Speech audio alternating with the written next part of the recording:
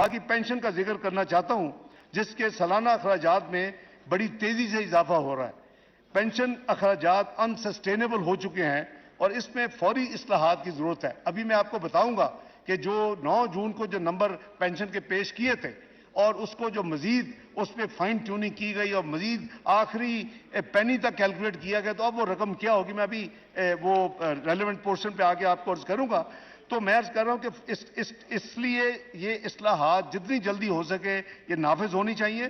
اس کے علاوہ وفاقی ملازمین کے لیے حکومت پاکستان کو کنٹریبیوٹری پینشن فنڈ کی اسکیم کو لاگو کرنا پڑے گا۔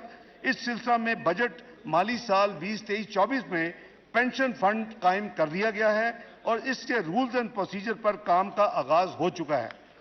جناب اسپیکر، پینشن کے اصلاحات کے حوالے سے میں کچھ بہت امپورٹنٹ معروضات کرنا چاہتا ہوں۔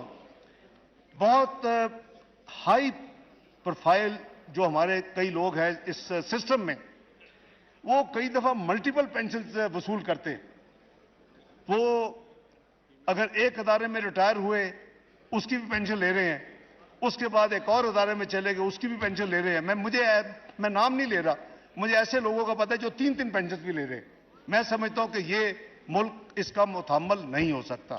اس لیے پینشن کے حوالے سے یہ میں عرض کرنا چاہتا ہوں کہ ایک سرکاری ریٹائرڈ آفیسر، میں ریپیٹ کر رہا ہوں، کوئی سرکاری ریٹائرڈ آفیسر جو ہوں گے وہ ہے 17 گریڈ اینڈ ابو، یہ ہم یہاں سے شروع کر رہے ہیں یہ ریفارم، صرف ایک ادارے سے پینشن حاصل کریں گے اور ملٹیپل پینشنز کے سلسلے کو فوری ختم کیا جا رہا ہے۔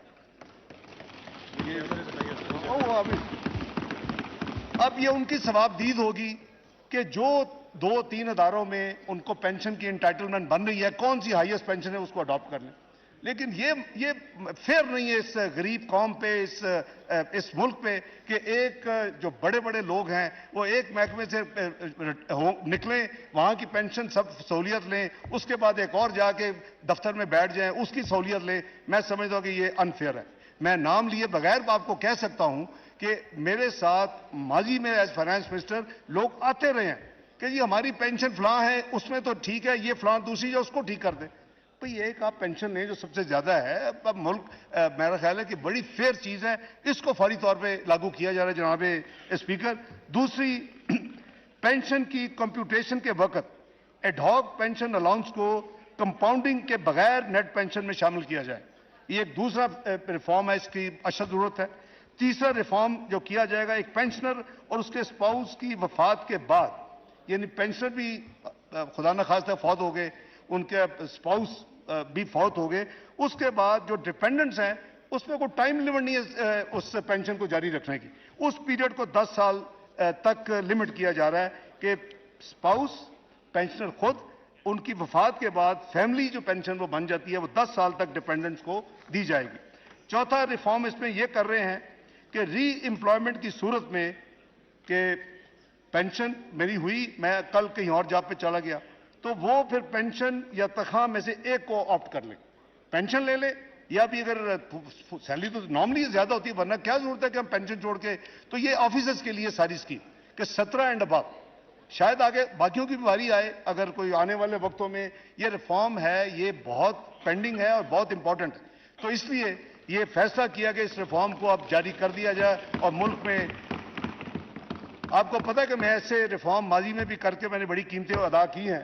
97-99 میں نے 3000 سی سی جو بڑی گاڑیاں VVIPs کو ملتی تھیں، اور کامرس منسٹر اس کا، یہ بیٹھے ہوئے کامرس منسٹر، اس میں مجھے یاد ہے امپورٹ ایکسپورٹ کوڈ 1.2 کلوز ہوتی تھی، وہ آپ ان کو جناب ڈیوٹی فری گاڑیوں کی اجازت دیتے۔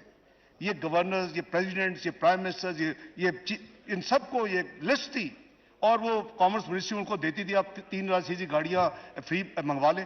اور اس ملک میں آپ کو ایویڈنس دے سکتا ہوں کہ ایسے لوگ تھے جنہوں نے ایک سے زیادہ مرتبہ اس عہدوں پہ آئے مختلف میں اور گاڑیاں لی۔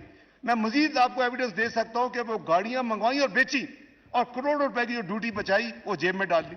تو میں نے اس کو الحمدللہ 97 کامرس منسٹر بنا، بیچ میں فائنانس منسٹر نومبر 98 میں بنا، آخری دن تک میں نے ایک لائسنس نہیں ایشو کیا، وہ جو ڈیوٹی فری کا لائسنس ہوتا تھا۔